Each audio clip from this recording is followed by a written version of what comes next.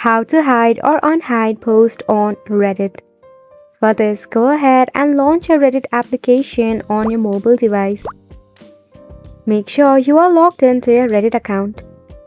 Now you have to tap on your avatar icon at the top. Then tap on My Profile. Here you will see your post under Post tab. Tap on the post that you want to hide. Tap on the three dot. Now here you should have the option of Hide.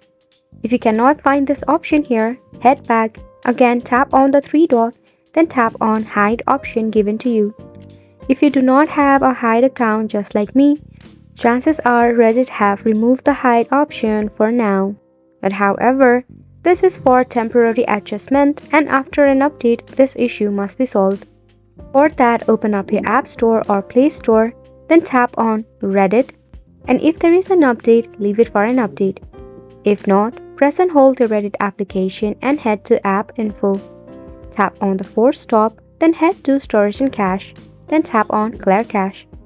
Once you do this issue must be solved. If not, we have to wait until Reddit brings back the hide option back to the post. And it's a wrap for the video as well. Thank you so much for tuning in.